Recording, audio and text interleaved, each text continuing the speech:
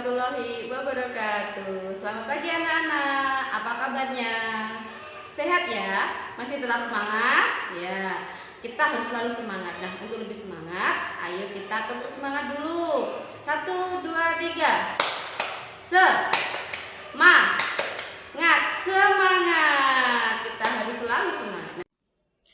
Agar semakin semangat, ayo anak-anak mengikuti gerakan lagu dari Garuda Pancasila dengan cara ikut menyanyikan lagunya, mempraktekkan lagu Garuda Pancasila. Ayo semuanya sekarang berdiri, ikuti gerakannya.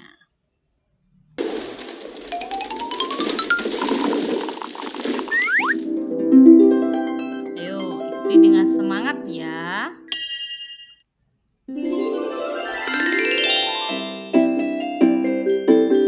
Garuda Pancasila.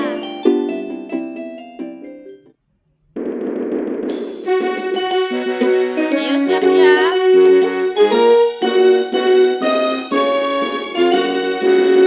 Garuda Pancasila, akulah pendukungmu. Patriot proklamasi, sedia berkorban untukmu. Pancasila dasar negara, rakyat adil makmur sentosa, pribadi bangsamu. Ayo maju, ayo maju, ayo maju, maju.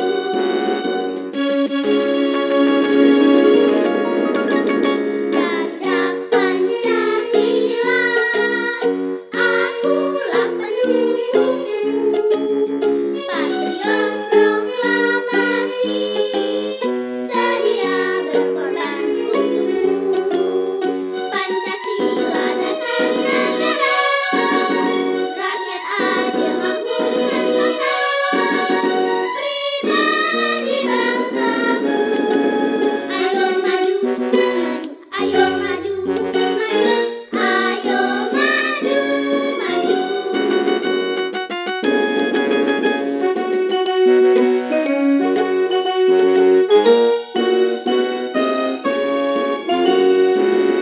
Garuda Pancasila, akulah pendukungmu. Patriot proklamasi, sedia berkorban untukmu. Pancasila dasar negara, rakyat adil makmur sentosa, pribadi bangsamu. Ayo maju, ayo maju, ayo maju, maju.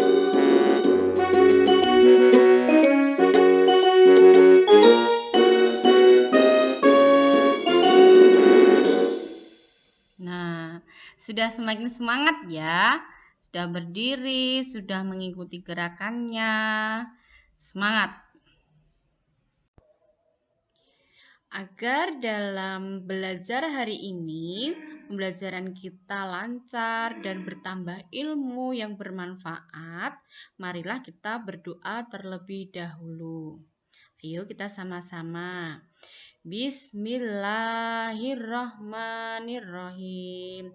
Robbi zidni ilman warzuqni fahma waj'alni minas solihin. Amin. Ya Allah, tambahkanlah aku ilmu dan berilah aku kemampuan untuk memahaminya, dan jadikanlah aku termasuk golongan orang-orang yang soleh.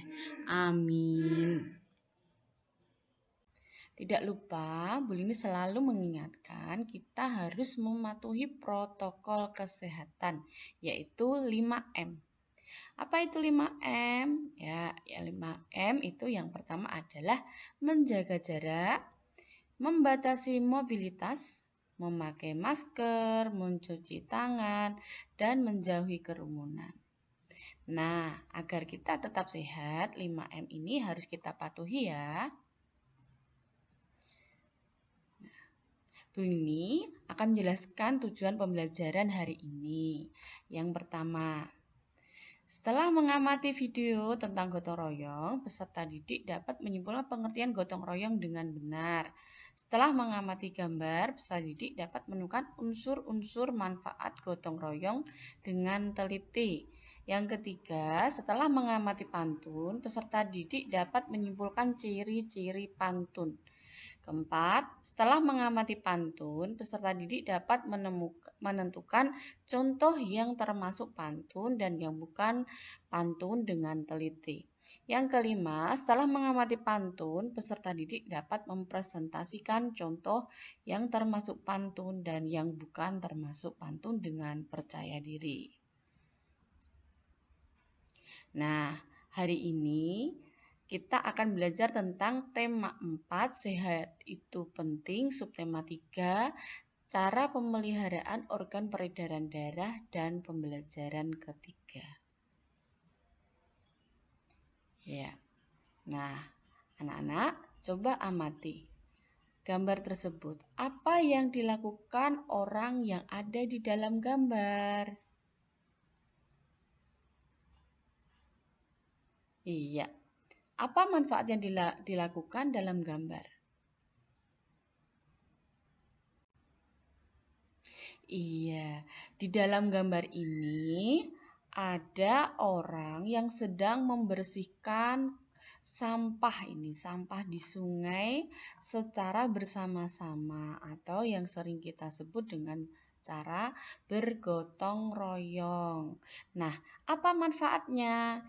Ya, kalau pekerjaan dilakukan dengan cara bergotong royong, maka pekerjaan itu juga akan cepat selesai. Selain itu, akan terjalin kerukunan di antara warga masyarakat tersebut.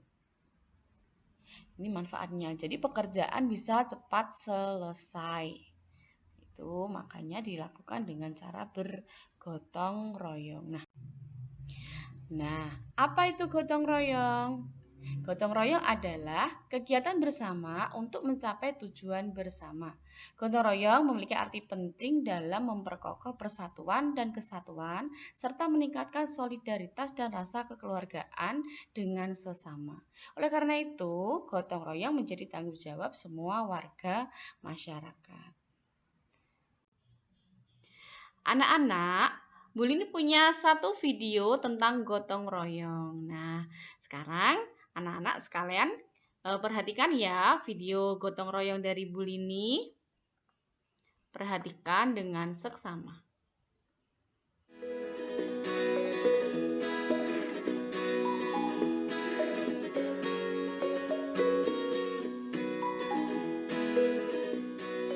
Ayah sedang apa? Oh, ini naruh beras jumputan. Beras jumputan itu gunanya buat apa? Ayo anak-anak, minum dulu. Itu salah satu simbol gotong royong di Indonesia. Juga membiasakan keluarga kita menabung. Di daerah lain ada juga. Di Jawa Barat sebutnya parelek. Oh gitu ya. Membangun jembatan dan pindahan rumah pun, masyarakat Indonesia selalu bergotong royong. Semua daerah punya kebiasaannya masing-masing. Tapi intinya sama, gotong royong. Gotong royong adalah budaya kita. Keluarga hebat, keluarga terlibat. Iya, dalam video Bu Lini tadi itu tentang gotong royong. Gotong royong itu merupakan adat atau kebudayaan dari Indonesia, negara kita. Ada yang tadi membuat jembatan, dilakukan dengan cara bergotong royong. Dan satu lagi tadi adalah memindahkan rumah yang berasal dari Sulawesi. Itu juga dilaksanakan dengan cara bergotong royong. Nah, ini anak-anak coba perhatikan. Bu Lini punya satu LKPD. Perhatikan, gambar di sini ada apa? Ini juga ada gotong royong. Yang di sini juga ada gotong royong. Nah, anak-anak, apakah kalian tahu adat memindahkan rumah ini berasal dari mana?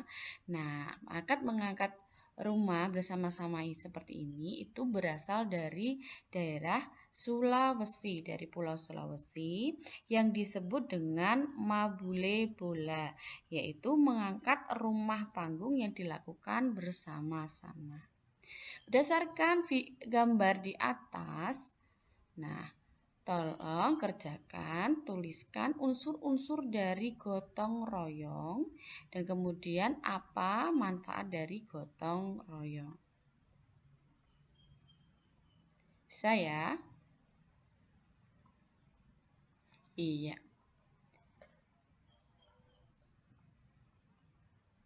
Unsur-unsur dari gotong royong itu adalah 1.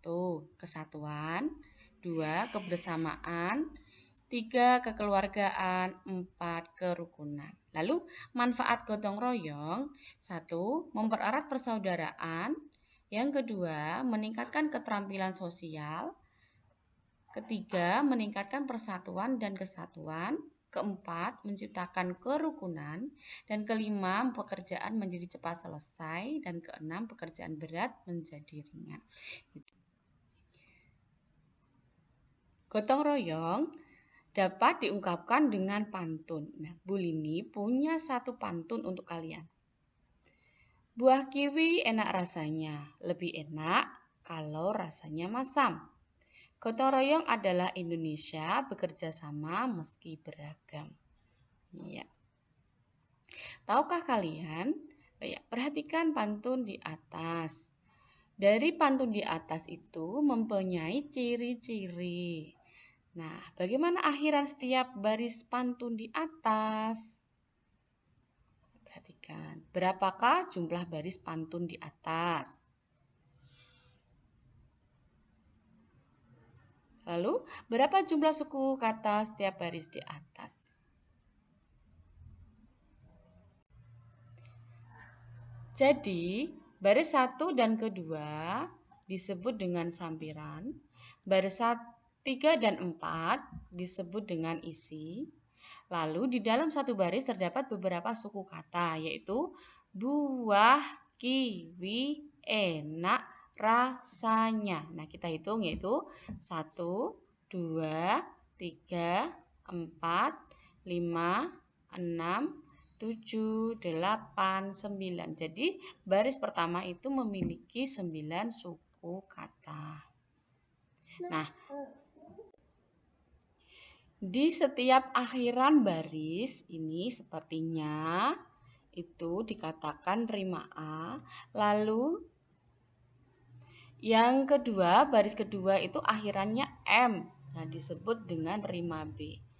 Lalu yang ketiga itu akhirannya juga A lagi. Jadi disebut dengan rima A lagi seperti di baris pertama. Dan yang keempat itu memiliki akhiran M lagi. Jadi disebut dengan rima B.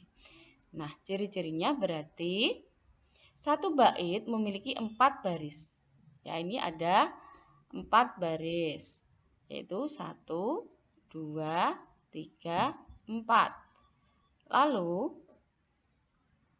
baris 1 dan 2 disebut sampiran, baris ketiga dan keempat disebut isi, dan bersajak ABAB ya. Ini ya ada A, B, A, B.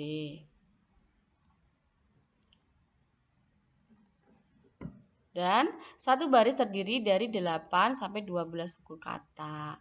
Nah, yang dicontoh di sini tadi yang baris pertama itu ada 9 suku kata. Boleh ya? Jadi bisa 8 sampai 12 suku kata. Maka disebut dengan ciri-ciri dari pantun. Nah, anak-anak, Bu Lini punya LKPD 2 untuk kalian. Berdasarkan ciri-ciri pantun di atas, identifikasi mana yang termasuk pantun, mana yang bukan. Beri tanda silang atau tanda centang dalam pantun tersebut. Oke, yang pertama, mana yang termasuk pantun?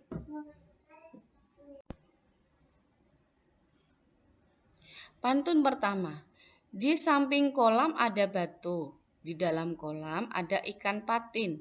Bila kita bisa membagi waktu, pastilah kita bisa disiplin.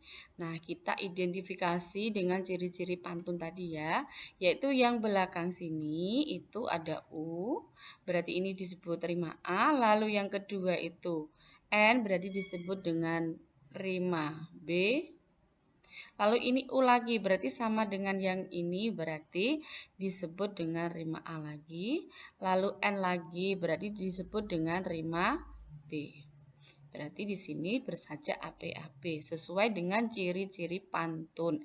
Lalu berikutnya kita identifikasi dulu.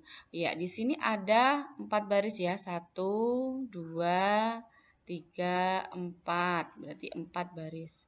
Lalu memiliki berapa suku kata? Kita hitung 1, 2, 3, 4, 5, 6, 7, 8, 9. Betul ya? Lalu lagi 1, 2, 3, 4, 5, 6, 7, 8, 9, 10, 12. Baris ketiga 1, 2, 3, 4, 5, 6, 7, 8, 9, 10, 11. 1, 2, 3, 4, 5, 6, 7, 8, 9, 10. Ya, berarti ini termasuk ciri-ciri dari pantun yaitu terdiri dari 8 sampai 12 suku kata. Tidak ada yang melebihi 12 dan tidak ada yang kurang dari 7 suku kata. Selanjutnya, baris pertama dan kedua ini disebut dengan sampiran dan baris ketiga dan keempat ini disebut dengan isi. Jadi pantun pertama ini termasuk dari jenis pantun. Betul ya. Lalu pantun kedua. Ya. Melangkah tanpa ragu menjejakkan kaki di tanah berbatu. Tanpa malu berbahu-membahu membantu mereka yang kurang mampu. Ya, kita identifikasi dulu ya. Yang pertama yaitu memiliki 4 baris 1, 2, 3 dan 4. Selanjutnya belakangnya setiap baris ada U, berarti ini A. Di sini U lagi, berarti sama di sini kita sebut A lagi. Lalu ini U lagi, O A lagi. Di sini U lagi, A lagi. Jadi ini sajaknya A, berarti ini salah, bukan termasuk dari pantun ya. Karena ciri-ciri pantun tadi adalah bersajak AB. Ya, berarti ini salah. Lalu yang ketiga, gadis cantik pakai kerudung, warnanya serasi terlihat indah. Gunakan juga sepatu dan kaos kaki agar tampak semakin serasi. Kita identifikasi dulu lagi. Yang belakang di sini itu belakangnya G ya, berarti A, di sini H, B, di sini I, berarti C, beda lagi, dan di sini I. Sama dengan ini, berarti ini C. Sajaknya adalah A, B, C, C. Nah, karena A, B, C, C tidak sesuai dengan ciri-ciri pantun ya. Ciri-ciri pantun kan A, B, A, B. Berarti ini juga salah. Bukan termasuk pantun.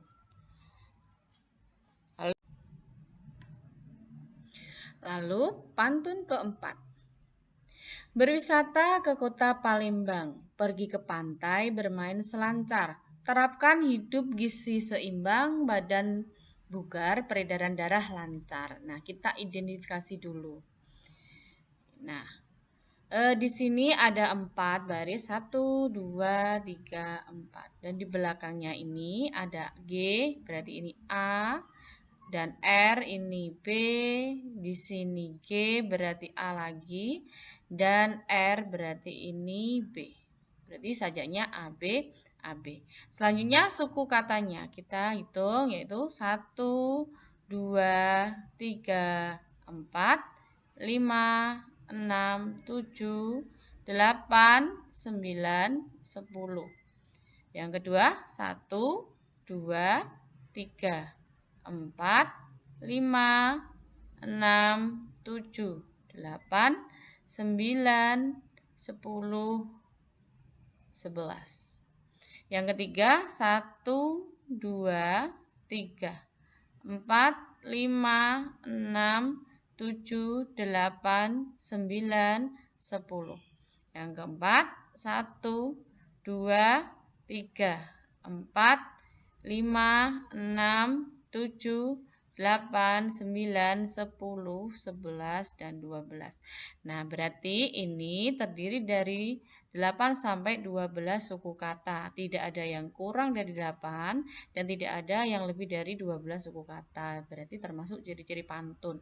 Dan yang ciri-ciri terakhir yaitu ada baris 1 dan kedua termasuk dengan sampiran, dan ketiga dan keempat termasuk dengan isi.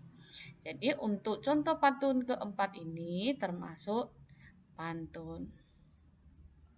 Berarti benar ya, ini jawabannya adalah pantun. Nah, kita tarik kesimpulan pelajaran hari ini. Pembelajaran hari ini yaitu gotong royong. Gotong royong adalah kegiatan bersama untuk mencapai tujuan bersama. Lalu, unsur-unsur dari gotong royong yaitu yang pertama adalah kesatuan, kedua kebersamaan, 3 kekeluargaan, 4 kerukunan. Lalu manfaat dari gotong royong adalah untuk mempererat persaudaraan. Yang kedua, meningkatkan keterampilan sosial. Ketiga, meningkatkan persatuan dan kesatuan. Keempat, menciptakan kerukunan. Dan kelima, pekerjaan menjadi cepat selesai. Dan yang terakhir adalah pekerjaan berat menjadi ringan. Berikutnya, kesimpulan berikutnya adalah ciri-ciri pantun, yaitu satu bait memiliki 4 baris. Yang kedua, baris 1 dan kedua disebut sampiran, baris ketiga dan keempat disebut isi, bersaja ABAB, dan satu baris terdiri dari 8 sampai 12 suku kata. Nah, agar kalian lebih memahami materi hari ini, Bu Lini punya soal untuk kalian. Yang pertama, dari gambar di atas mempunyai rima titik-titik. Jadi gambar ini adalah satu pantun ya. Hari Minggu pergi ke dokter gigi. Pergi ke sana bersama Fanya. Mari kita hemat energi, gunakan secukupnya. Nah, A pilihannya itu adalah A, B itu B, dan C, A, B, dan D, A, B. Nah, pantun tersebut memiliki rima apa?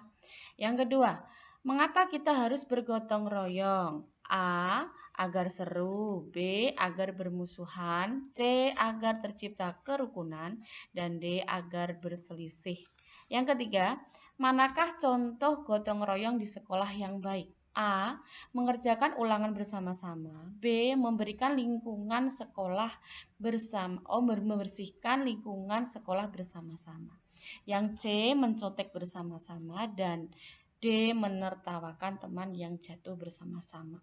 Ya, pilihlah contoh gotong royong yang baik di sekolah. Dan yang keempat, berdasarkan gambar di atas, manakah yang termasuk manfaat dari gotong royong?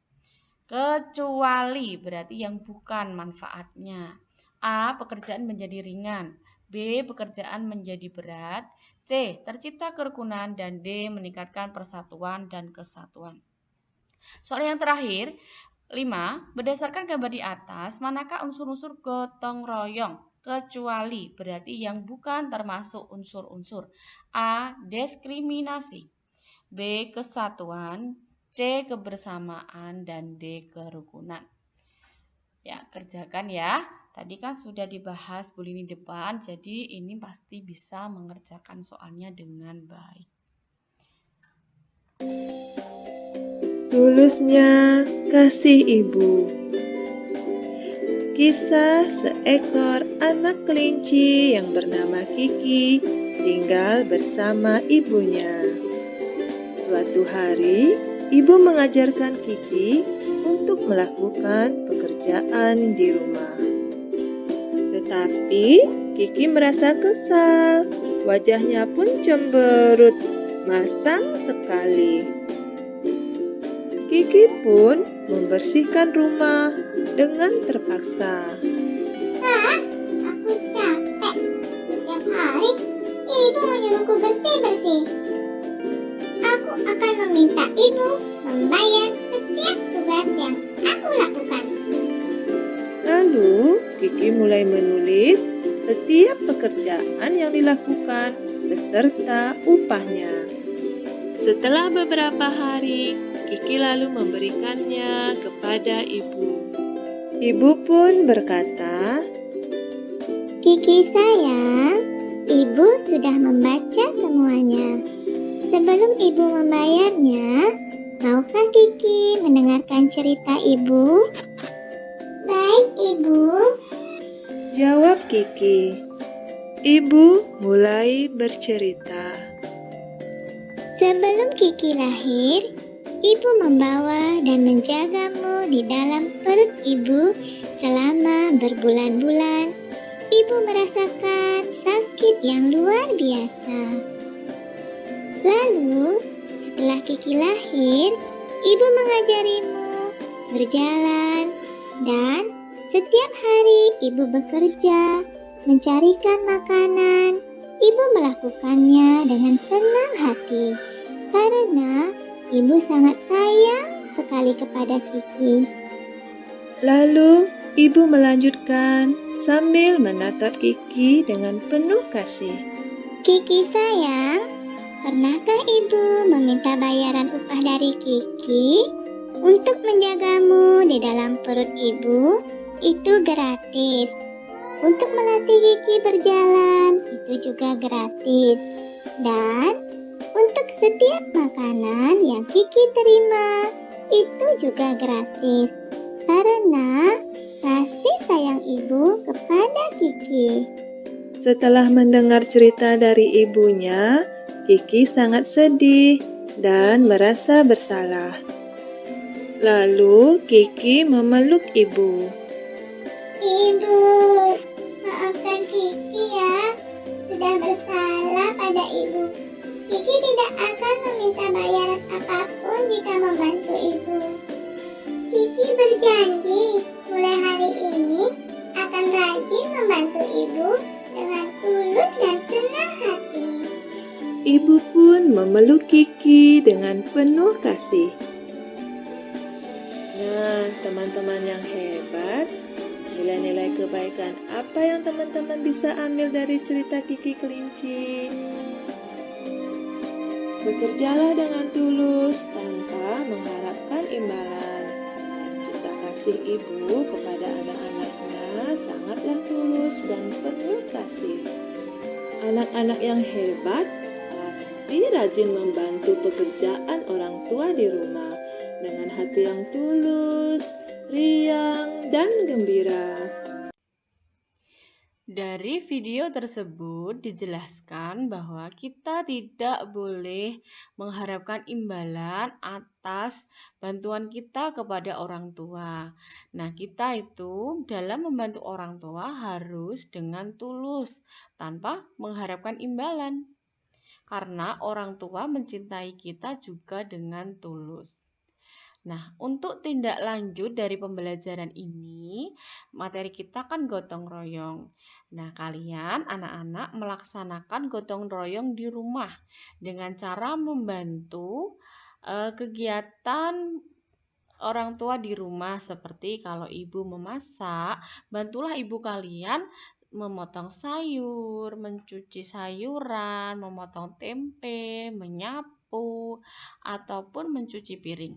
Dan apabila ayah kalian mencuci motor atau mobil, bantulah kedua orang tua kalian dengan tulus tanpa mengharapkan imbalan, agar kalian mendapatkan pahala dari Allah SWT. Ya, terima kasih. Sekian dari pembelajaran Bu Lini hari ini. Semoga bermanfaat ya. Jangan lupa tetap menjaga protokol kesehatan agar kita semua tetap sehat dan terhindar dari COVID-19. Jangan lupa selalu belajar di rumah dengan semangat dan dengan ceria. Wassalamualaikum warahmatullahi wabarakatuh.